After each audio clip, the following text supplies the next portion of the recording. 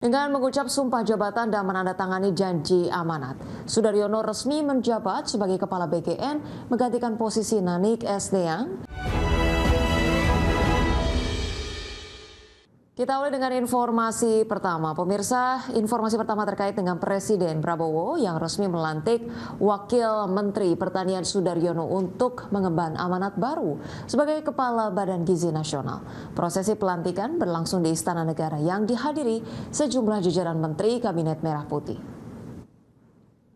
Dengan mengucap sumpah jabatan dan menandatangani janji amanat, Sudaryono resmi menjabat sebagai Kepala BKN menggantikan posisi Nanik S. Deang yang resmi mengajukan pengunduran diri akibat alasan kesehatan.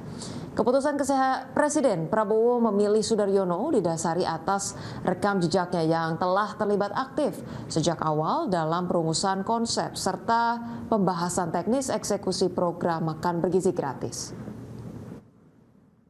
Bapak dan Ibu semua yang saya hormati, kita atau kami mengakui bahwa memang ada hal-hal yang memang harus diperbaiki, bahkan kita sendiri telah menyaksikan bahwa ada terjadi pelanggaran dari sisi tidak transparannya tata kelola, yang pada intinya ada satu persoalan di bidang tata kelola. Ini adalah PR besar yang tentu saja saya sebagai kepala dibantu oleh 2 wakil kepala dan seluruh jajaran BKN, dan tentu saja didukung oleh semua jajaran kabinet, kementerian dan lembaga yang lain. Saya sebagai kepala akan bekerja keras untuk memperbaiki yang memang harus. Pemirsa, Wakil Menteri Pertanian Sudaryono ditunjuk sebagai Kepala Badan Gizi Nasional menggantikan Nanik S. Deang yang mengundurkan diri untuk menjalani pengobatan penyakit jantung di luar negeri. Menteri Sekretaris Negara Prasetyo Hadi mengatakan pertimbangan penunjukan karena sejak awal Sudaryono mengikuti konsep makan bergizi gratis ini dan ikut mendiskusikan konsep teknis makan bergizi gratis.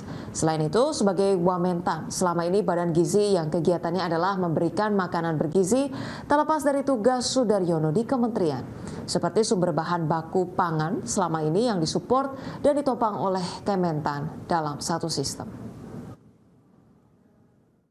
Bapak Presiden memutuskan pengganti selaku kepala BKN adalah beliau Bapak Sudaryono yang saat ini menjabat sebagai Wakil Menteri Pertanian. Tentu dengan berbagai dasar dan pertimbangan dapat kami informasikan bahwa memang benar Ibu Nani mengajukan permohonan pengunduran diri dalam kapasitas beliau selaku Kepala Badan Gizi Nasional kepada Bapak Presiden oleh karena alasan kesehatan yang saat ini beliau ingin memohon untuk fokus terlebih dahulu mengatasi masalah kesehatan beliau. Nah, secara resmi beliau juga sudah mengirimkan surat pengunduran diri. Pemirsa, pemerintah hingga kini belum menetapkan lokasi Pusat Finansial Internasional Indonesia atau PFII atau kawasan PFII yang kemudian dipilih nantinya tidak akan berada di dalam kawasan ekonomi khusus untuk menghindari tumpang tindih status.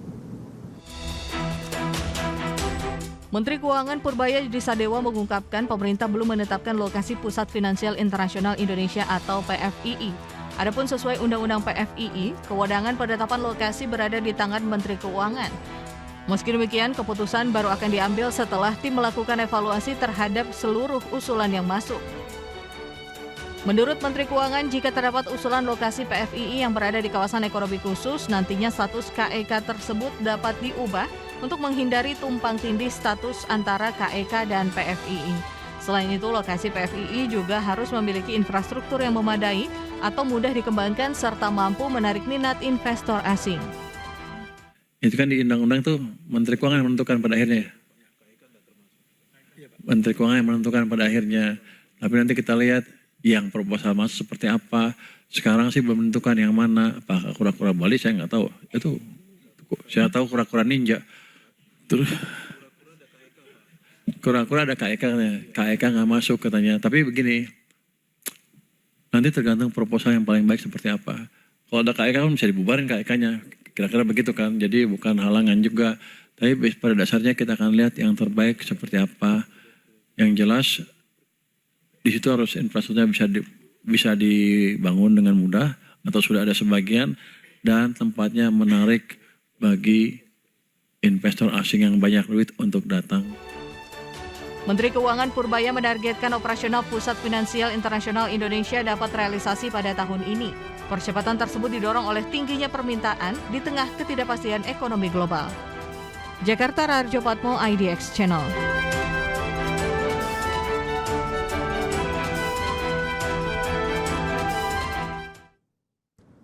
Pemirsa, keberadaan Pusat Finansial Internasional Indonesia diproyeksikan untuk dapat menjadi magnet baru bagi dana keluarga kaya dunia atau family office yang selama ini tersimpan di pusat-pusat finansial internasional. Perubahan geopolitik dan kondisi di sejumlah pusat keuangan dunia membuat sebagian keluarga kaya mencari alternatif baru untuk menempatkan asetnya. Keberadaan Pusat Finansial Internasional Indonesia diproyeksikan tidak hanya menjadi kawasan keuangan global, tetapi juga menjadi magnet baru bagi dana keluarga kaya dunia atau family office yang selama ini tersimpan di pusat-pusat finansial internasional. Ketua Panitia Kerja Penyusunan Rancangan Undang-Undang PFII Muhammad Hekal mengatakan, berdasarkan kajian yang diterima dalam pembahasan PFII, terdapat sekitar 3,2 triliun US dollar dana keluarga kaya dunia yang dikelola melalui berbagai family office di pusat-pusat keuangan global. Dari jumlah itu ditaksir sebesar 65% sedang mencari rumah baru. Menurut Hekal, perubahan geopolitik dan kondisi di sejumlah pusat keuangan dunia membuat sebagian keluarga kaya mencari alternatif baru untuk menempatkan asetnya. Pemirsa, rapat Dewan Gubernur Bank Indonesia memutuskan untuk mempertahankan suku bunga acuan atau BI rate pada level 5,75% pada Juli 2026. Kemudian suku bunga deposit facility dipertahankan di level 4,75% dan suku bunga lending facility dipertahankan di level 6,5%. Gubernur BI Peri Warjio mengungkapkan BI juga memperluas kebijakan insentif dan sejumlah kebijakan lain untuk meningkatkan aliran masuk portofolio asing dan memperkuat stabilitas rupiah, mempercepat pendalaman pasar uang dan pasar falas, serta meningkatkan likuiditas dan mengatasi segmentasi likuiditas di pasar uang dan perbankan. Berdasarkan asesmen proyeksi menyeluruh tersebut, rapat Dewan Gubernur Bank Indonesia pada 21 dan 22 Juli 2026 memutuskan untuk mempertahankan BI rate sebesar 5,75%, suku bunga deposit facility sebesar 4,75% dan suku bunga lending facility sebesar 6,5%. Bank Indonesia memperluas kebijakan insentif dan sejumlah kebijakan lain untuk meningkatkan aliran masuk investasi portofolio asing dan memperkuat stabilitas nilai tukar rupiah, mempercepat pendalaman pasar uang dan pasar falas (PUFA), serta meningkatkan likuiditas dan mengatasi segmentasi likuiditas.